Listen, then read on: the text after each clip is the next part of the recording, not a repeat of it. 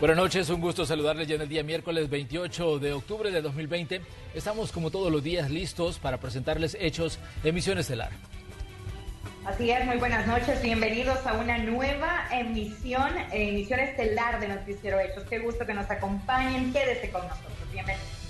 Así es, bienvenidos. Tenemos información nacional, internacional y también del mundo del entretenimiento. ¿Qué les parece si iniciamos con nuestros titulares? Comenzamos.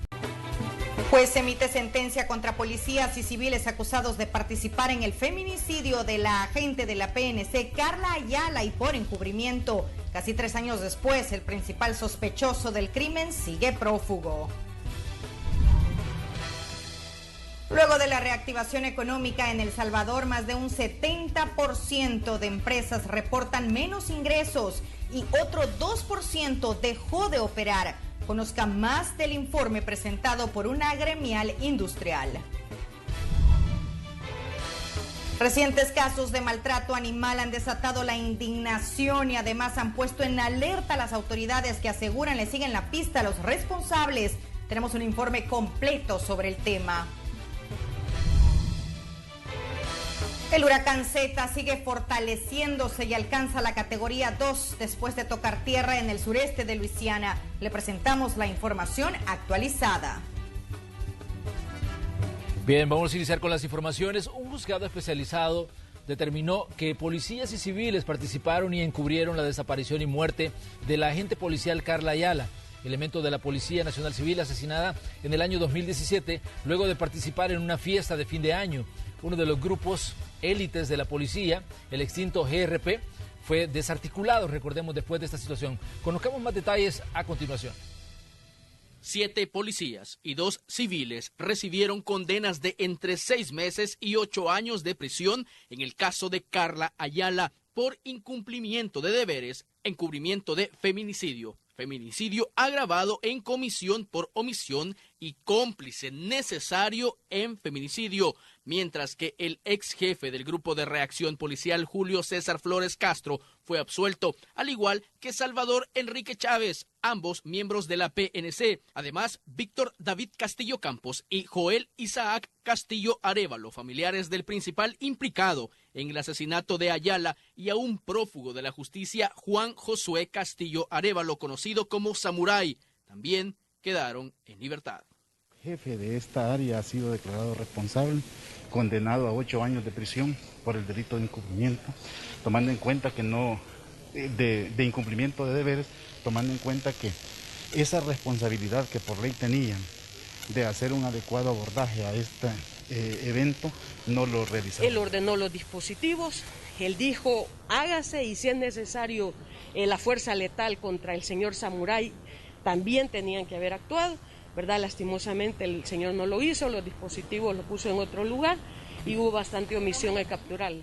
Los demás implicados tendrán que cumplir las condenas. Sus defensores argumentan que apelarán la decisión del juzgado especializado de sentencia de la mujer, además de tener que pagar los daños a la familia de Ayala. El monto entre los 9 condenados asciende a $14,000. Defiendo al señor Juan Antonio Linares Flores y la jueza en este caso condenó a la mínima de 4 años a quien era el comandante de guardia, porque supone ella de que él no actuó con el debido respeto, lo cual es recurrible. El turno a las 4:30 de la mañana, ya no era el turno de él, el que observó fue el comandante de guardia de la 1 de la mañana, el agente Abisaí, que fue un testigo, y que dijo lo que él vio incluso a Carla, y fue él quien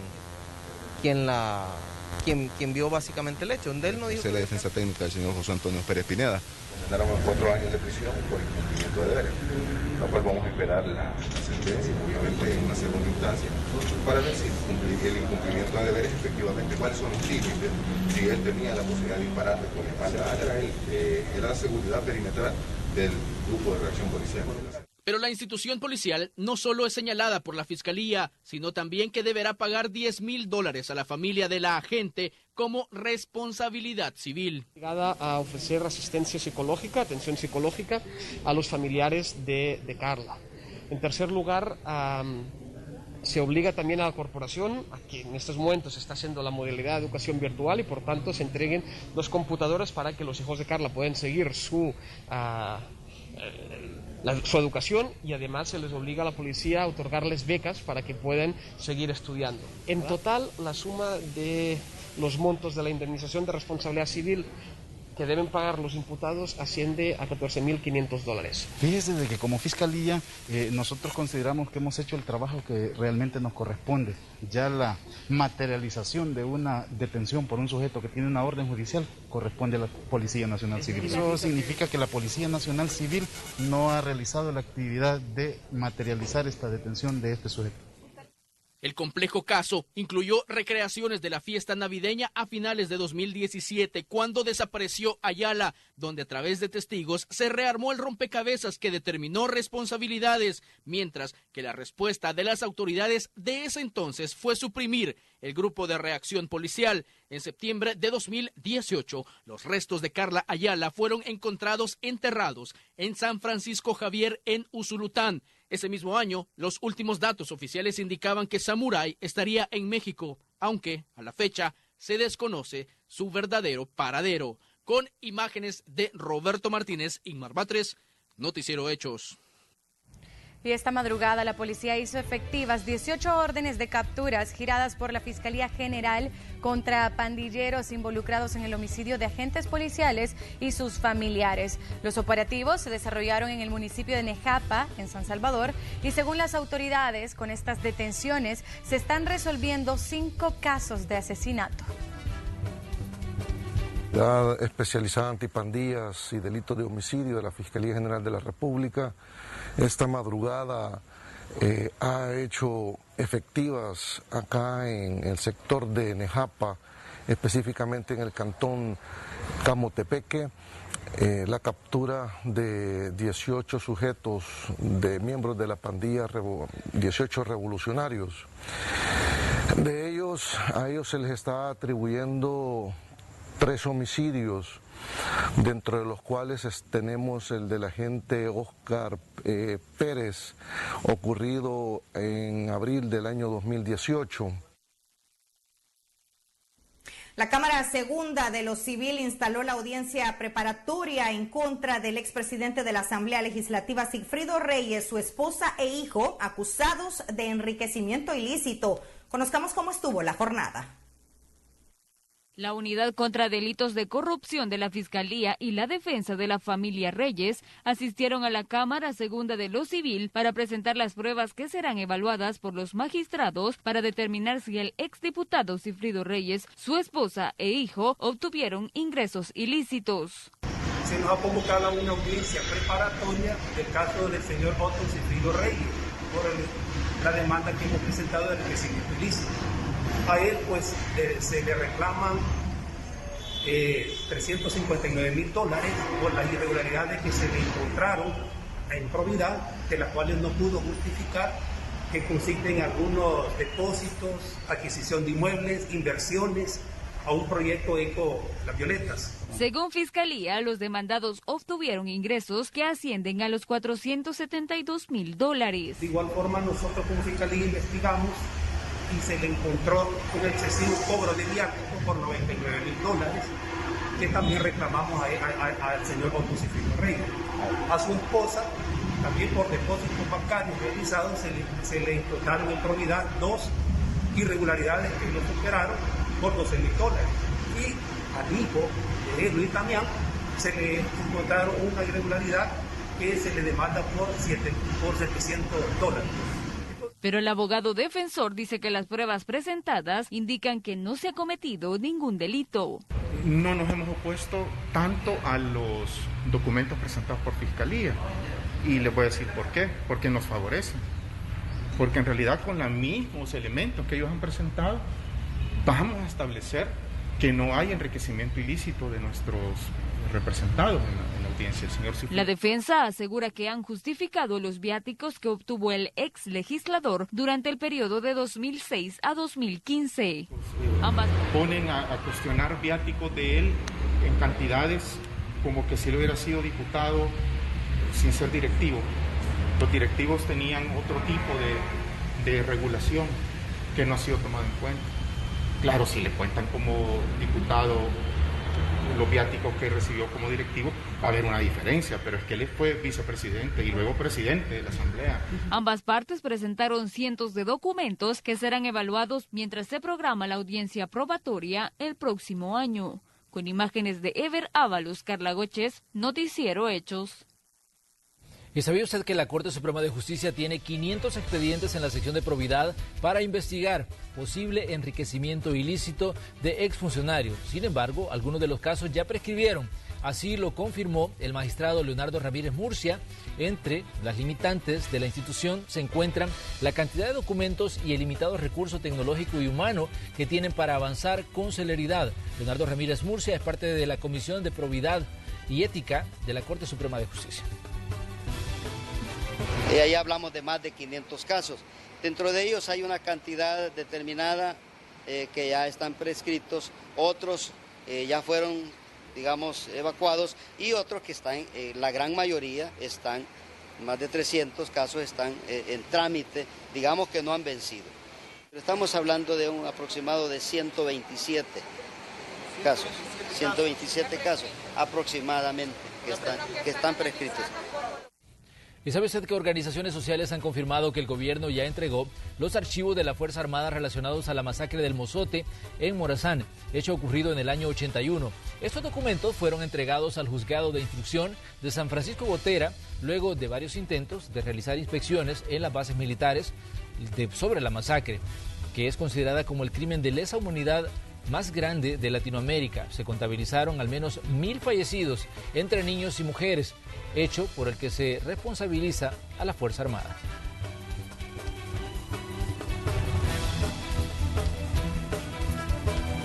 Y cada día salen a la luz más casos de violencia contra animales en el país. Para algunas instituciones se deben endurecer las leyes para sancionar este tipo de conductas.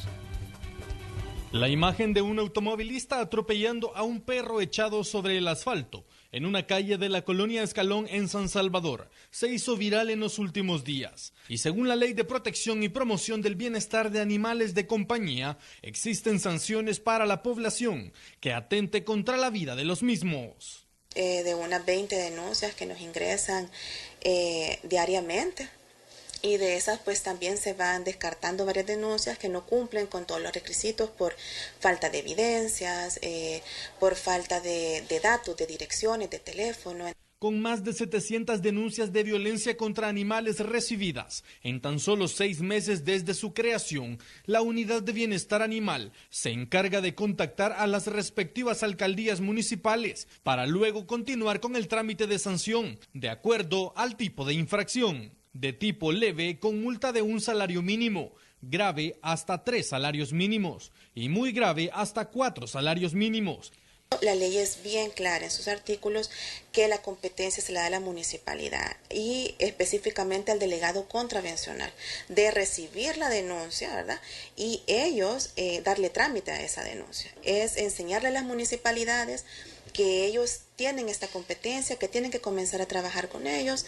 También es responsable el dueño de la mascota por no dar los cuidados adecuados. Así lo describen este grupo de rescatistas de animales abandonados o maltratados. Bueno, es responsabilidad. Cuando uno tiene mascotas, pues es responsabilidad de uno el tenerla bien, el cuidarla, ¿verdad? Entonces, por lo tanto, no deben de andar en la calle sueltos, porque hay perritos que se salen, los dueños no se dan cuenta y los atropellan o les dan veneno, ¿verdad?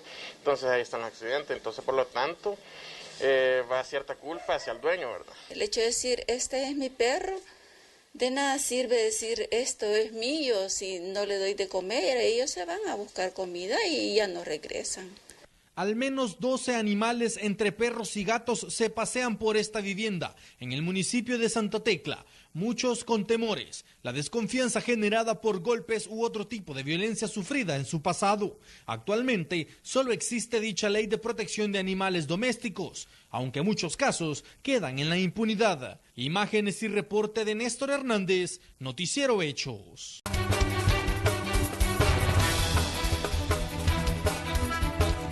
Gracias por continuar con nosotros en Noticiero Hechos Emisión Estelar. Seguimos con la información y les comentamos que nuevamente empleados municipales y alcaldes llegaron hasta el Ministerio de Hacienda para exigir el pago del FODES, que lleva un atraso de 5 meses. Una situación que aseguran ha debilitado las finanzas de muchas comunas que se ven imposibilitadas de continuar operando. El periodista Enrique López nos cuenta más. Empleados municipales y miembros de distintas comunidades marcharon nuevamente hasta el Ministerio de Hacienda. La difícil situación que atraviesan las alcaldías del país por el atraso de 5 meses del FODES continúa debilitando sus finanzas. De acuerdo a Milagro Navas, alcaldesa de Antiguo Cuscatlán, durante los próximos días al menos 6 comunas cerrarán ante la imposibilidad de seguir operando debido a la falta de fondos para cumplir con los compromisos económicos adquiridos. Hay alcaldías que ya van a cerrar y la verdad que en este momento son 42 millones mensuales los que nos deberían, o 42 millones mensuales, de los cuales ya nos deben 6 meses. Entonces esto ya es preocupante, no para las alcaldías, no para los alcaldes, sino que es preocupante para la misma población, porque para esta semana está previsto que 6 alcaldías van a cerrar definitivamente. ¿Cuáles son esas? Los gobiernos locales del interior del país son los más afectados, ya que los pocos recursos obtenidos se han utilizado para atender la pandemia del coronavirus y disminuir la posibilidad de contagios en sus municipios. Además, proyectos de conexión vial, agua potable y ayuda alimentaria para las familias de escasos recursos se han detenido por la falta de fondos. Tengo 9 proyectos y la gente sin pagarle, no estoy pagando alumbrado público, no estoy pagando desechos, no estoy pagando nada, no hay fondos. Voy midiendo ya para cerrar. Es un caos, el momento que cerremos es un caos para el pueblo salvadoreño. 5 meses significa para Izalco $1.900.000, de los cuales estaban presupuestados para hacer obras y poder desarrollar todos los programas que nos habíamos propuesto para el 2020. El alcalde de Soyapango pide a las autoridades no utilizar esta situación como medida para negociar la aprobación del presupuesto general de la Nación del 2021, ya que no tienen parte en las discusiones entre el Ejecutivo y el Legislativo. Y el tema es que si nos quieren usar como moneda de cambio para que les aprueben el presupuesto general de la Nación, ese es un problema entre el Ejecutivo y el Legislativo. Nosotros no tenemos vela en ese entierro. Lo que sí es seguro es de que si no hay entendimiento y no hay abono para cancelarle a estas personas, lo más seguro es que a partir de la próxima semana sí de verdad se cierre el país de manera indefinida. De continuar con la problemática, no descartan un cierre total de las principales carreteras del país y que más alcaldías cierren operaciones afectando principalmente a la población. Con imágenes e informe de Enrique López, Noticiero Hechos. Según la Cámara de Comercio e Industria de El Salvador, más del 70% de las empresas reportan una reducción de sus ingresos y al menos un 2% dejó de operar debido a la pandemia del COVID-19. Los detalles en la siguiente nota. Tras la reactivación de la economía, luego de la cuarentena que atravesó el país por la pandemia del COVID-19, al menos el 98% de las empresas lograron sostenerse pese a las pérdidas. Fue una mínima parte la que tuvo que cerrar definitivamente porque sus negocios se fueron a la quiebra. Así lo reveló la más reciente encuesta de la Cámara de Comercio e Industria de El Salvador. Decía un 2% solamente de las empresas que no logró abrir, que digamos ya cerró por el tema de la cuarentena, ¿verdad? Es un dato, pues al final 2% siempre pesa, pero es un dato menor y manejable. De ahí hay un 7% de empresas que mencionan que aún no han podido abrir, pero sí tienen la intención. Sin embargo, el panorama para las empresas que pudieron abrir nuevamente no es nada alentador, ya que más del 70% de estas aseguran que sus ingresos por ventas han caído drásticamente. Pero la afectación general es un 70% de las empresas mencionan que les ha caído la venta y en las micro el 76% menciona que les ha caído la venta. ¿Cuánto les ha caído la venta? El 63% menciona que les ha caído 50% o más. Otro dato preocupante es que el 41% de las empresas estima que el periodo de recuperación podría tardar más de un año. Sin embargo, acciones como el financiamiento de $600 millones para un fideicomiso de Bandesal que beneficiará a las micro y pequeñas empresas podría ser un alivio, dice el presidente de Camarasal. Nosotros desde un inicio mencionábamos que tenías que dejarle de quitar dinero a las empresas y darles liquidez a las empresas. El fideicomiso le da liquidez. Además, habló sobre las proyecciones económicas para el cierre del 2020. En el Producto Interno Bruto, que es el total de la economía, lo que se está esperando es entre un 9 y un 10% de caída, que es lo, digamos, prácticamente oficial. Debido a la pandemia, al menos el 24% de las empresas decidió invertir en digitalizar sus negocios y generar de esta manera un poco de ingresos. La Cámara de Comercio e Industria de El Salvador espera que la condición económica de las empresas pueda mejorar para que no se vean obligadas a tener que dejar de operar. Con imágenes de Juan Castellanos, Iliana Leiva, Noticiero Hechos. Y en las últimas horas, el Ministerio de Obras Públicas y el Viceministerio de Transporte inspeccionaron el trabajo y servicio que se prestan las unidades del transporte colectivo en el país. Esto con la intención de sorprender a rutas que no cumplen con las tarifas establecidas y con las diferentes medidas de bioseguridad para la protección de los usuarios. Sí, bueno, estamos garantizando principalmente que se cobre el pasaje exacto. Lo que sucede es que en este momento no hay una ley de compensación que es la que sirve para regular las tarifas en el transporte público, porque lastimosamente los diputados no han aprobado la ley con las condiciones que nosotros hemos pedido. Le pedimos desde incluso antes de la reapertura de la economía que se tomaran ciertas condiciones en la ley de compensación económica, y hasta este momento han hecho caso omiso, así como han hecho con la salud del pueblo salvadoreño.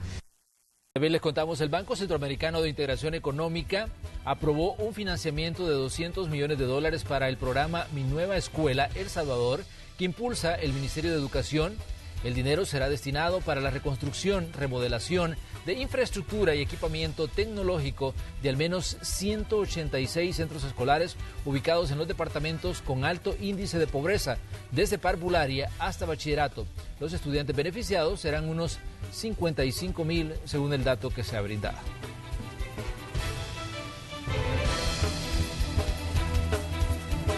Y preste mucha atención, esta es una importante información para quienes son clientes de Banco Cuscatlán. Este fin de semana estarán actualizando sus sistemas y por ello sus agencias, banca digital y tarjetas de débito SB, que antes era Scotiabank, estarán fuera de servicio según los horarios que ustedes están viendo en pantalla en este momento. Se los vamos a mostrar, esos serán los horarios en los que estarán fuera de servicio. Las agencias se cerrarán a partir de el 12 del mediodía y se abrirán el martes 3 de noviembre. Los servicios se van a desactivar temporalmente el viernes 30 de octubre en agencias a partir de las 12 del mediodía, como están viendo. Banca digital a partir de las 4 de la tarde cierran siempre el 30 de noviembre, y las tarjetas de débito Banco Cuscatlán SB, que como les mencionamos antes Scotiabank, cierran a las 6 de la tarde. La apertura de estos últimos dos será el lunes 2 de noviembre a partir de las 11 de la mañana, así que esto es muy importante para todos aquellos que son usuarios de Banco Cuscatlán. Es por eso que también Banco Cuscatlán invita a todos sus clientes a realizar con anticipación sus operaciones financieras a fin de poderles evitar inconvenientes. Y si quieren más información, pueden consultar en bancocuscatlán.com o también tienen su número telefónico 2212-2000. Vamos a hacer una pausa comercial, ya volvemos.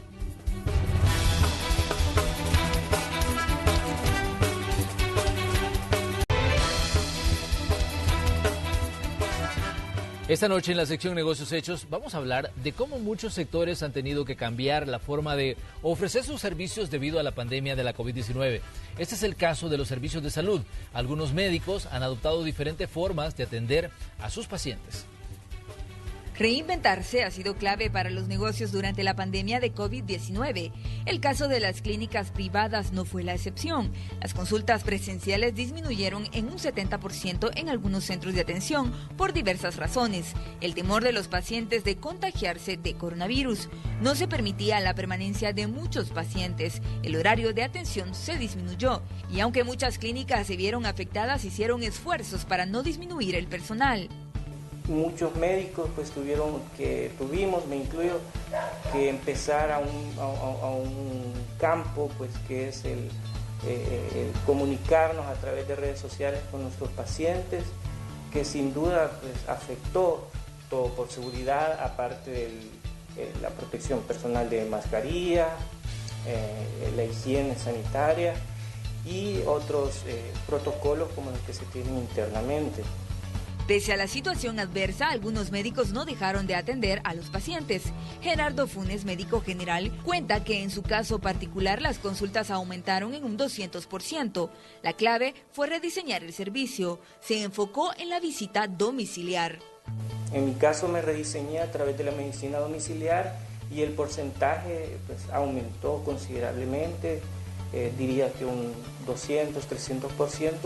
Pero fue precisamente por el rediseño, porque una vez volvimos o hemos intentado volver a la normalidad, la demanda de consultas domiciliares ha vuelto a estándares basales. Sin embargo, la población ha atendido bastante bien este mecanismo de consultas.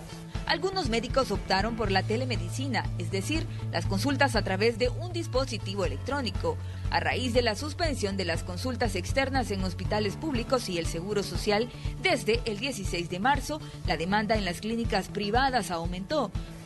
Clínicas privadas han tenido que suplantar lo que instituciones como el Seguro Social, el Ministerio de Salud han hecho usualmente: atender hipertensos, pacientes con enfermedades no transmisibles. Muchas de las alternativas utilizadas en la medicina durante la pandemia de COVID-19 en el país seguirán utilizándose, generan mayor comodidad y seguridad a los pacientes. Este es un informe de Kelly Ábrego para Negocios Hechos. El huracán Z de categoría 2 tocó tierra en Luisiana, Estados Unidos. Los detalles de esta y otras noticias del mundo en el siguiente resumen. El Parlamento de Nicaragua aprobó una ley de ciberdelitos que, según la oposición, pretende controlar y censurar a medios de comunicación independientes y usuarios en las redes sociales que son críticos del presidente Daniel Ortega. La ley de ciberdelitos, o ley mordaza, como algunos la llaman, incluye penas de 2 hasta 8 años de prisión para quienes el gobierno considere que cometan los delitos de propagación de noticias falsas, la divulgación de información confidencial de las instituciones del Estado o el acceso no autorizado a las páginas web del gobierno, entre otras cosas. El huracán Z tocó tierra al sur de Estados Unidos, llevando vientos de hasta 175 kilómetros por hora y grandes olas a Luisiana, un estado repetidamente golpeado durante la intensa temporada de tormentas. Convertido en huracán de categoría 2, Z se fortaleció. Se esperaba que barriera el área de Nueva Orleans antes de moverse a la costa de Mississippi. El Centro Nacional de Huracanes emitió una alerta que incluía Nueva Orleans y avisó también de una marejada ciclónica con potencial mortal y fuertes vientos que esperan en partes del norte de la costa del Golfo.